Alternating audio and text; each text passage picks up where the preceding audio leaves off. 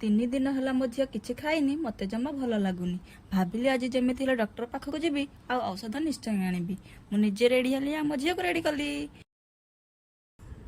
ମୋ ଝିଅ ତା ଚପଲ ନିଜେ ଆଣିଲା, ମୁଁ ତାକୁ ପିନ୍ଧେଇବାରେ ହେଲ୍ପ କରି ମୋତେ ଭାରି ମଜା ଲାଗିଲା। ଖୁସି ତା ବାପାଙ୍କୁ ହେଲମେଟ ଦେଲେ, ତା ବାପା ହେଲମେଟ ପିନ୍ଧି ଗାଡ଼ି ଷ୍ଟାର୍ଟ କରି ନିଉ ପନवेଲକୁ ଗଲେ।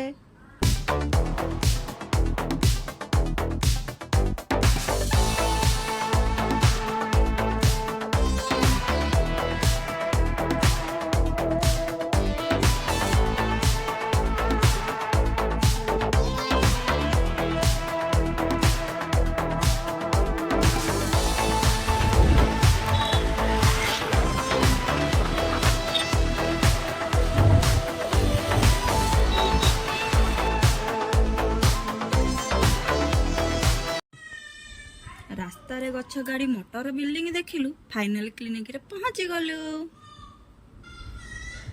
କ୍ଲିନିକରେ ଲଗେଇଲୁ ନମ୍ବର, ପଡ଼ିଲା 15। ସେଥିପାଇଁ ମୋ ଖୁସି ଭାରି ସୁନ୍ଦର, ସୋ ବ୍ୟୁଟିଫୁଲ।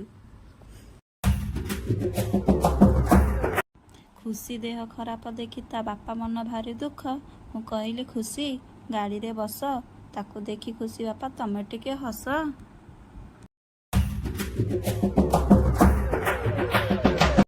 ଫାଇନାଲି ଚେକଅପ୍ ସରିଲା। ରାସ୍ତାରେ ଆସିଲା ଡି ମାର୍ଟ। ମୁଁ କହିଲି, ଚାଲ ଖୁସି ପାଇଁ ନେଇଯିବା କିଛି ଟି ସାର୍ଟ। ପାର୍କ କଲୁ, ଆଉ ଭିତରକୁ ଗଲୁ। ମୁଁ କହିଲି, ନେଇଯିବା ଗୋଟେ ରିଫାଇନ୍ ତେଲ। ସେ କହିଲା, ଆଉ ହୁଅନି ଏତେ ଗେଲ, ଏବେ ତ ଘରକୁ ଚାଲ। ଆଣିଲୁ ଟି ସାର୍ଟ ଆଉ ଚଷମା ବ୍ଲାକର। ସରିଲା ସପିଂ ଡି ମାର୍ଟର।